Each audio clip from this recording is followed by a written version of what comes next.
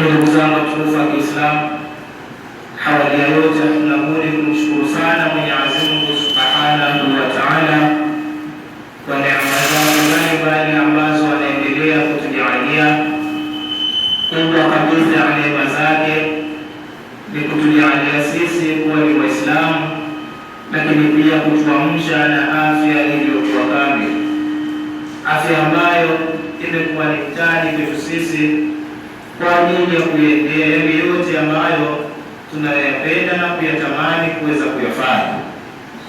Ndugu zangu watukufu wa Kiislamu, lakini pia na kuhusieni pamoja na kuihusia nafsi yangu katika swala zima la kumcha Mwenyezi Mungu Subhanahu wa Ta'ala, kwani hawajakupata kuambiana waja wa Mwenyezi Mungu maneno yaliyokuwa mazuri isipokuwa maneno ambayo yatapelekea kwenye kumcha Mwenyezi Mungu Subhanahu wa Ta'ala. Ndugu zangu watukufu wa Kiislamu, ama kwa hakika tupo ndani ya siku tukufu sana, tupo ndani ya siku ya Ijumaa. Ijumaa ambayo ni Ijumaa yetu ya kwanza iliyo katika mwezi wa Shaaban, na leo ikiwa ni tarehe 3. Ndugu zangu watukufu wa Kiislamu, na leo katika hotuba yetu tutaangalia anwani inayosema ibada katika mwezi wa Shaaban, kufanya ibada katika mwezi wa Shaaban. Mwenyezi Mungu Subhanahu wa Ta'ala neno ibada amelijalia kuwa lina milango tofauti tofauti. Mwenyezi Mungu Subhanahu wa Ta'ala ayatuwekea ibada kisha akatuchagulia kwamba sote tunatakiwa tustiki katika sehemu moja, bali Mwenyezi Mungu Subhanahu wa Ta'ala ametuwekea ibada katika milango tofauti tofauti. Kwa sababu gani? Kila mja ana ibada ambayo anayoipenda yeye kuweza kuifanya, na kwa kupitia hivyo imepokewa hadithi kutoka kwa Mama Aisha radhiyallahu anha. Mama Aisha anasema kumzungumzia Mtume Muhammad sallallahu alayhi wasallam, anasema Mama Aisha akituhadithia, anasema bwana Mtume Muhammad sallallahu alayhi wasallam alikuwa anafunga katika mwezi wa Shaaban, kiasi ambacho Mama Aisha mpaka anauliza kwamba huyu Mtume sallallahu alayhi wasallam anafunga siku zote katika mwezi huu wa Shaaban. Lakini pia Mama Aisha anatuhadithia tena akituambia alikuwa akimuona pia bwana Mtume Muhammad sallallahu alayhi wasallam akiwa anakula katika mwezi wa Shaaban, kiasi ambacho mpaka Mama Aisha ananiuliza kwamba Mtume sallallahu alayhi wasallam yeye hafungi katika mwezi wa Shaaban. Maana yake Mtume Muhammad sallallahu alayhi wasallam aliuchagua mwezi wa Shaaban ni mwezi wake wa kufanya ibada, kiasi ambacho hakuna mtu ataweza kukitolea mfano. Mtume ilikuwa akipata wasaa wa kufunga anafunga sana, lakini pia ilikuwa akipata wasaa wa kula basi anakula sana. Nini maana ama nini sababu ya bwana Mtume Muhammad sallallahu alayhi wasallam kuweza kushikamana na ibada hii ya funga katika mwezi huu wa Shaaban? Mtume Muhammad sallallahu alayhi wasallam anatupa sababu akituambia dhalika shahrun yaghfuru an-nasu anhu baina Rajabin wa Ramadhan. Mtume Muhammad sallallahu alaihi wasallam anatupa sababu ya kwa nini alikuwa anafunga sana katika mwezi wa Shaaban. Anatuambia dhalika shahrun, huu ndio mwezi ambao yaghfuru an-nasu anhu, watu wengi wanakafirika nao, baina Rajabin wa Ramadhan, kati ya mwezi wa Rajab na mwezi wa Ramadhan. Kwa maana watu wengi walikuwa wanakafirika na mwezi wa Shaaban katika kutenda mambo ya khairati kwa kuwekeza nguvu katika mwezi ujao, kwa maana ya mwezi wa Ramadhan. Wengi walikuwa wakimaliza ule mwezi mtukufu wa Rajab, basi focus zetu na nguvu zetu tunazielekezea katika mwezi wa Ramadhani, na tunasahau kwamba kuna kheri zinazopatikana ndani ya mwezi wa Shaaban. Ndio maana bwana Mtume Muhammad sallallahu alaihi wasallam katika moja ya jambo la kheri la kiibada ambalo alilichagua katika mwezi huu, yeye alichagua kufunga katika mwezi wa Shaaban. Lakini kwa Mtume Muhammad sallallahu alaihi wasallam anatupa sababu nyingine ya kwa nini yeye alichagua ibada ya kufunga katika mwezi wa Shaaban. Anatuambia kwamba yeye huu ndio mwezi ambao Mwenyezi Mungu Subhanahu wa Ta'ala anayachukua matendo ya waja na kuyapeleka mbinguni. Ikawa Bwana Mtume Muhammad sallallahu alaihi wasallam anasema, fa uhibbu an yarfa amalihi wa ana swa'imun. Muhammad sallallahu alaihi wasallam anasema kwa sababu hiyo kwamba huu mwezi wa Shaabani ndio mwezi ambao matendo ya waja yanachukuliwa na kupelekwa mbele ya Mwenyezi Mungu Subhanahu wa Ta'ala. Muhammad sallallahu alaihi wasallam akasema, fa uhibbu an yarfa amalihi wa ana swa'imun, napenda matendo yangu wakati anakwenda niwe katika watu ambao kwamba waliofunga. Kwa maana moja ya tendo ambalo la kiibada Mtume Muhammad sallallahu alaihi wasallam ambalo yeye alichagua katika huu mwezi wa Shaaban ni kufunga, kwa maana Mwenyezi Mungu Subhanahu wa Ta'ala ikiwa anayachukua yale matendo ya waja na kuyapeleka mbinguni, basi Mtume Muhammad sallallahu alaihi wasallam achukuliwe matendo yake ikiwa yupo katika ibada ya kufunga. Ndugu zangu watukufu wa Kiislamu, mwezi wa Shaaban ni mwezi ambao yanachukuliwa matendo yetu na kupelekwa kwa Allah tabaraka wa taala. Mimi na wewe tunafanya kitendo kipi cha kiibada ili Mwenyezi Mungu Subhanahu wa Ta'ala akiwa anayachukua yale matendo yetu ayachukua akitukuta sisi tuko katika jambo la kiibada.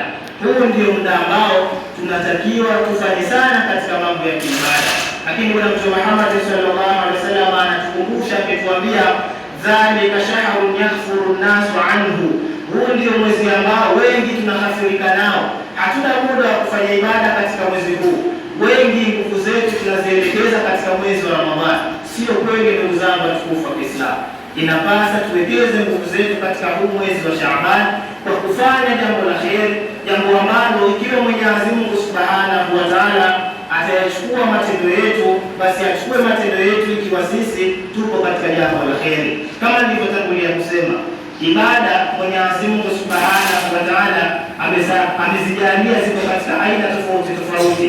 Mimi na wewe huenda ikawa hatuwezi kufunga kama Bwana Mtume Muhammad sallallahu alaihi wasallam, lakini zipo ibada za sunna, tushikamane na ibada hizo ili Mwenyezi Mungu anapochukua matendo yetu hayachukua akitukuza katika ibada ambazo zitapelekea salama na amani kesho kwa Mwenyezi Mungu Subhanahu wa Ta'ala. Wanawazuoni wanatuambia katika moja ya maneno yao kwa kupitia maneno haya ya Bwana Mtume Muhammad sallallahu alaihi wasallam, wanawazuoni wanatuambia hii inamaanisha kwamba ukikamana na ibada katika kipindi ambacho wengi wamehafirika, unapelekea wewe kuingia katika fadhila zilizokuwa kubwa. Kushikamana na ibada katika mwezi ambao wengi hawana muda nao, basi wewe itakuwa unatengeneza jambo kubwa mbele ya Mwenyezi Mungu Subhanahu wa Ta'ala. Wenzako watakapokuja kushtuka, wewe itakuwa tayari umetuma kheri nyingi.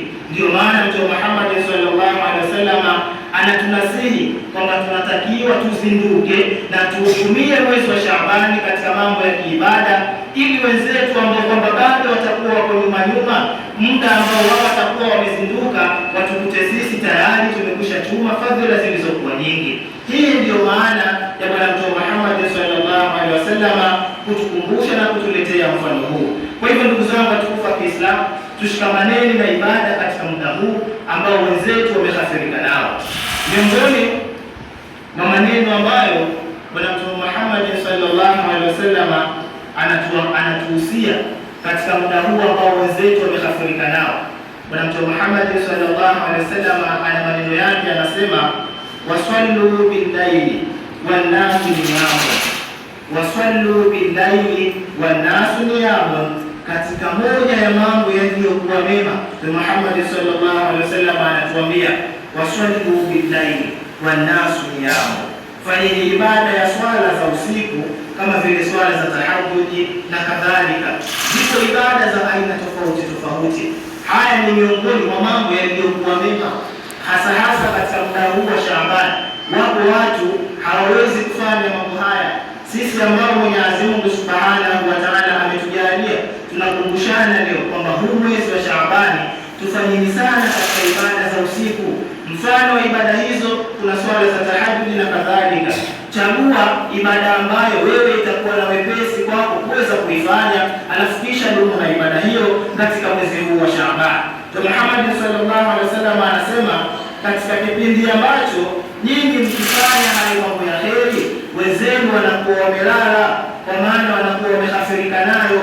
Kipindi ambacho wewe unafanya ibada za usiku, wapo watu wanakuwa wamepumzika muda huo. Angalia ubora na utofauti kati ya ambaye atafanya ibada za usiku na mtu ambaye atakuwa amelala muda huo. Watu hawa hawawezi kuwa sawasawa. Yuko mtu atakuwa bora mbele ya Mwenyezi Mungu Subhanahu wa Ta'ala, na yuko mtu atakuwa yeye si lolote mbele ya Mwenyezi Mungu Subhanahu wa Ta'ala. Kwa hivyo ndugu zangu watukufu wa Kiislamu, na wahusieni sana pamoja na kuhusia nafsi yangu katika huu mwezi wa Shaaban, tukithirisheni kufanya ibada. Tufanyeni sana ibada. Kwa sababu gani? Wako wengi miongoni mwetu wamehafirika na mwezi huu na fokasi yao wanategemea mwezi wa Ramadhani. Huu ndio mwezi wa kupanda mapando yaliyokuwa mazuri, ili Ramadhani itakapokuwa imefika itukute tuko katika takwa iliyokuwa nzuri ya kufanya sana ibada. Tumuombeni Mwenyezi Mungu Subhanahu wa Ta'ala atujalie tuwe ni watu ambao wenye kufanya sana ibada, hususan mwezi huu wa Shaaban. Ndugu zangu watukufu wa Kiislamu, Bwana Mtume Muhammad sallallahu alaihi wasallam anaendelea kutukumbusha katika moja ya maneno yake, hasa akituambia dhalika shahrun yaghfuru an-nasu anhu. Huu ndio mwezi ambao wengi wamehafirika, na Mtume akatunasihi sana kuweza kukithirisha katika mambo ya ibada. Mtume Muhammad sallallahu alaihi wasallam ana moja ya maneno yake anayasema. Mtume Muhammad sallallahu alaihi wasallam anatuambia, yanzuru rabbuna tabaraka wa taala kullu lailatin ila samai dunya.